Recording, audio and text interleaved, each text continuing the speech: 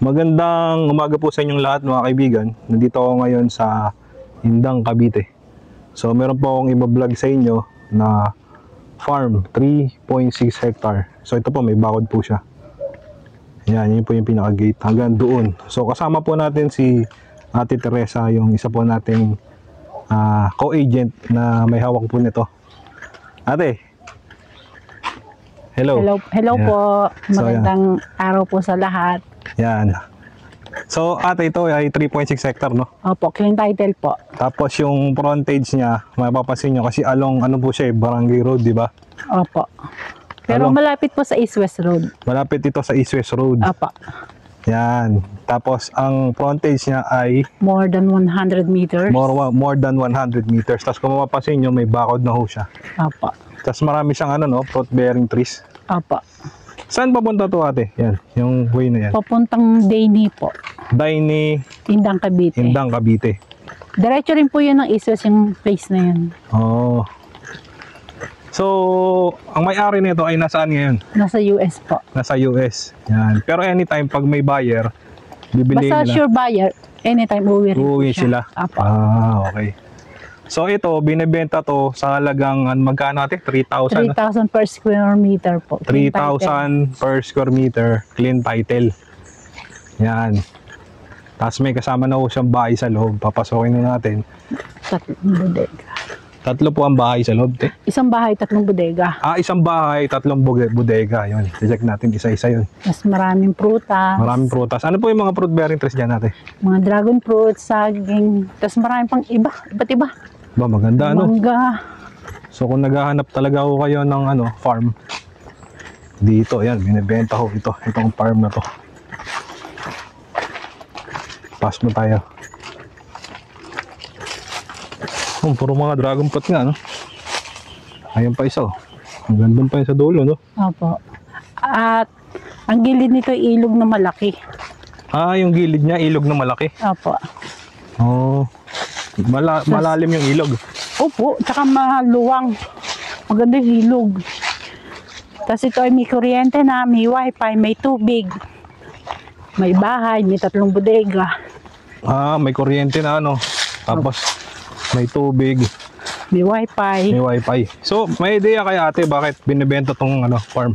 Ay, nasa US po, hindi na Masikaso. masyadong maano ng seller kay Pebenta. Residente na ng US. Hindi na masikaso, no? Opo. Kung mapapansin nyo, sabay, pero lilinisin naman daw ito next, no? Lilinisin na po. Natay lang po yung budget ng seller. Oo. Soon, ipapalinis na ho. Ang laki na ito, no? 3.6 hectare. Opo, clean title. Clean Ayan, dami title. mga punong mangga, oh. Oo nga, no? Dami nga, eh. Hanggang doon pa yan sa dulo, no? Mm-hmm.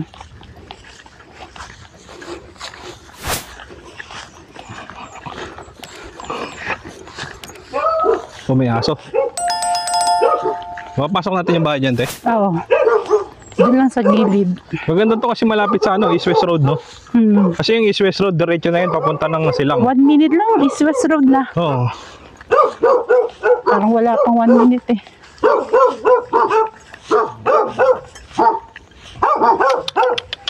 Chuchu. Chuchu. Bungalow pala siya, no? Oo.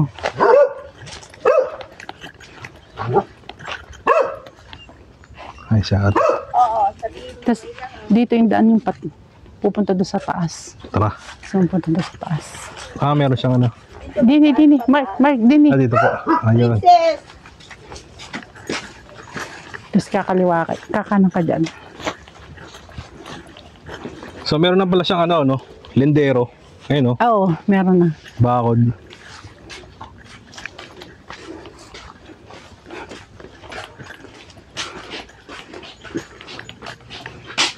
Bungalow type pala siya, no? Oo. Mainit lang sa Sige, akit po kami. kapayo ate. Ay, hindi. Ay, sanay na.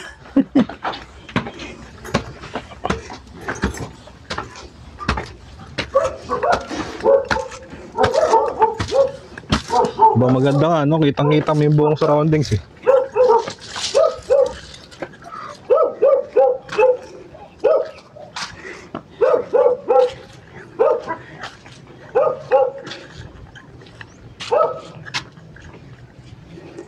Ang dami mga fruit bearing trees eh, no?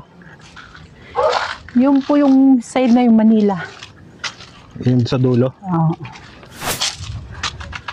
Tapos itong kaliwa, Bataan. Bataan. Rito. Dami niyang mga mangga, no? Mangga tas Oo. mga niyog. Oo. Meron pang tangke ng tubig. Oh. Ayan, Bataan. Ay, ito sa Yan, kabilang yes, Bataan. Yan. Bundok ng Bataan. Yan. Kitang-kita, no? Oo. Manila. So, 3.6 hectare. Opo, clean title. Oo. So, Ang weather nito, weather din ng Tagaytay. oh, malamig eh. Malamig dito. Ito, kahit tanghali nga, malamig na rin eh. Oh, may mga pine tree, oh.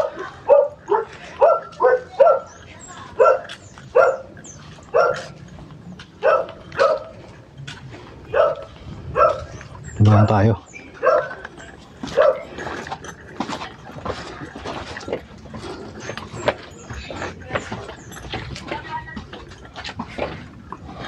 Sabihin mo, pinapapunta doon ni Omar sa Mark, Ilaya. pwede rin eh, titingnan. Doon tayo, doon sa ano? Ah, doon sa Sige. harap. Oo, sa harap. Ako na doon, te. Sige. Oo. Ngayon na daw. Ngayon daw Ano pang pupunta. kulungan ng ano? Ito yung ibon. loob ng Pwede bahay. pumasok doon sa loob. Dini, sa kabila. Papakita yung harap.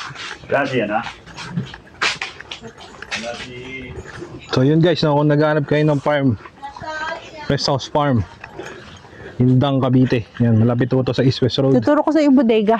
Oo. Tsaka maraming fruit bearing trees. Makapansin nyo, may mga ano na, oh, mangga. Ang daming prutas Mga dito. prutas, mga niyog. Yan. Actually, mura na nga to sa 3,000, no? 3,000 per square meter. Clean title. Clean title pa. Yung diretsong yan, yung ano na yan, bodega yan.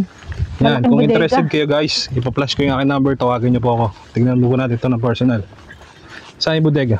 Ayan. Ay, doon. Sige. Ito yung bahay. Pasok tayo sa bahay. Oo. Ay, Wala. hindi ako marunong. Sabihin mo, sinabi mo ngayon na Ito yung pupunta. bahay. Oo. Inaantay ni Omar. Ito yung pinaka-entrance eh. Ha? Sinabi na namin. Oo. Pumayayan na. Ah, 2 kwarto. Papunta pa lang. Oo, sige, sabihin mo, inaantay ni Omar. May...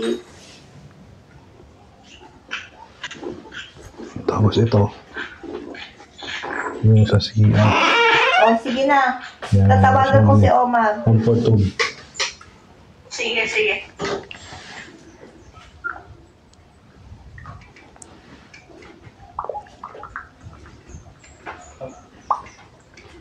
Kaya ka tubig.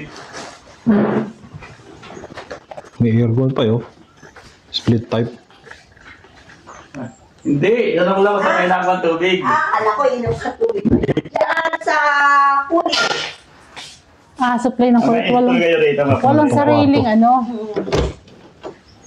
Yung dati dapat sa Balagbag kami, mahina sa Balagbag. Oh, Di ba ang bakos nyo? Ito yung unang kwarto guys. Oo. rock and roll ka. Ang init kasi, ang Hindi lang kapal kasi ng na buhok ko. Kaya pinaano ko, Ano barber. yan? nasikasong mabuti.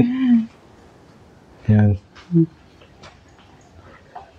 Flat TV po. Ito yung pangalawa. Yan. Tapos meron ng ano, May ilaw dun. cabinet.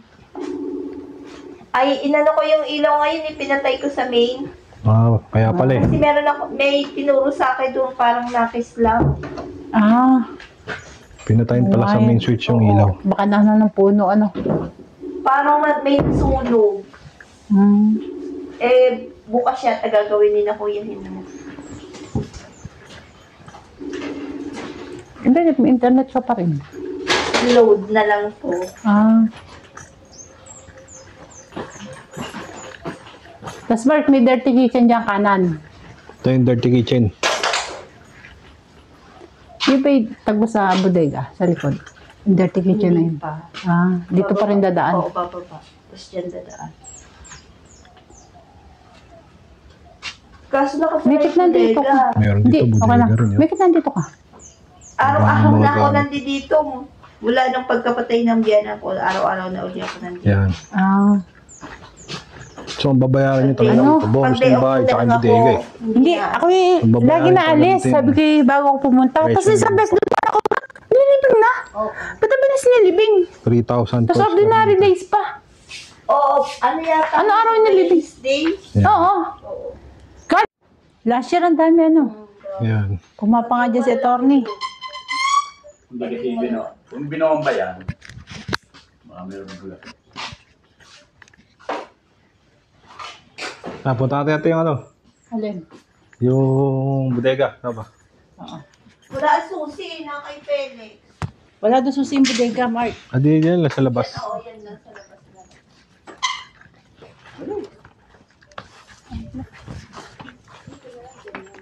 Itutuloy na lang ito.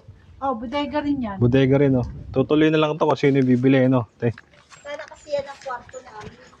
Ay, ito? Ang anak ko tumira dito.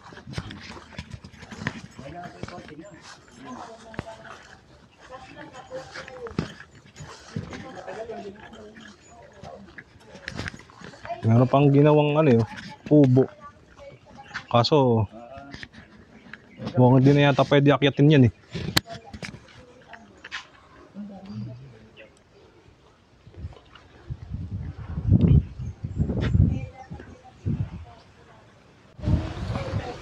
Ito, may parkingan pa rito eh. Hanggang doon pa yan sa dulo eh. Kasi malaki yan, 3.6 hectare. No? Hanggang dulo pa yan te, no? Oo. Ito, Ang dami pang mga ano dyan, saging, dragon fruits dito, oh. sa kabila. Check natin te. Ito, diretso. Ito yung ano, no? Bodega rin to, no? Nalak lang eh. Ang laki ng ano to. Kalak lang. Nakalak lang. Ang laki ng bodega na to, Mark. Oh, Ang malaki ganda. Kasama ang LPB nga eh. Ha? Kasama sa bilihan ng LPB. Ah, ito? Oo Ano nga. ba yan?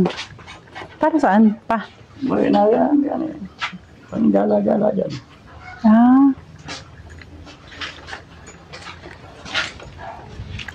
Siguro ito yan, sinasabi mo? kaya ko i-drive. May kita rito yung may mga bakod, no? May ano? Mga bakod, yung lindero niya kita yun, no? Pag ganun, paikot yan eh, no? Hmm. Meron pa rito star apple, yo. Marami talaga siyang ano, mga fruit bearing trees. Nalalaglag na nga lang yung star apple, yo. Mahilog ba? Eh, mangga, no? May mangga. Nasaan? Yung hinog. Pengi. Ay, pengi! Penging! Pengi ito! Kay Mito. Ayan, te. Sa likod mo. Paborito ko kay Lito. May ano rin siya. May mga Pengi. Ito isa, oh. suha to, eh, no? Eri. Suha. Marami siyang mga tanim, guys. Talagang Tumabot, Eri. kuha lang to sa linis. Maraming abot. Huwag na yung hindi abot. Eh, yun ang gusto kong malaki. Nasaan ang abot? Nasaan? Dahil buo na kay Mito, no? Oo, nangabot nga ako eh. Wala akong panungkit. Matamis, kuya. Kami. Aba. Roslyn, may panungkit ka? Panungkit? Hanggang doon pa yan sa dulo, no? Yung lupang to. Oh, gandun pa yan. Kasi 3.6. 3.6 eh. Ay, hektarya to eh. Tatlo, mag-aapat, no? Nakabidyo ka pa rin, Mark. Bibidyo pa din. Ay, mapumili ka, huwag kang humingi. Uy, nasaan? Nasaan ang kain nito kukunin? Sarap ba? Masarap. Tamis eh, no? Matamis. Siguro yung nandun sa White House ko, inog na rin. Marami palang ganito rin tanim na ano, kay Mito. Star apple. Minsan yung kulay yellow ko, ang dami magbunga, ngayon lang wala. Oh. Saan? Nandito rin? Nasaan? Malapit may bahay. Paano pumitas? Eh, gusto ko yung malaki. Yung malaki. Ilala ko na lang yung gate. So ayun po. Hindi ko na po kayo malilibot sa buong surroundings. Bali, dito lang po tayo sa bungad pinakabungad niya. Pero sa may left side, may ilog daw po doon. At kung mapapansin nyo naman, maraming fruit bearing trees Yan, kung naghahanap po kayo ng farm, rest house, dito sa Indang, nalaglag pa kasi yung isa ko pang mic. Yun, kung naghahanap po kayo ng farm, rest house dito sa Indang, pa-flash ko ulit yung aking number, tawagan nyo ako guys. At puntahan natin to ng personal.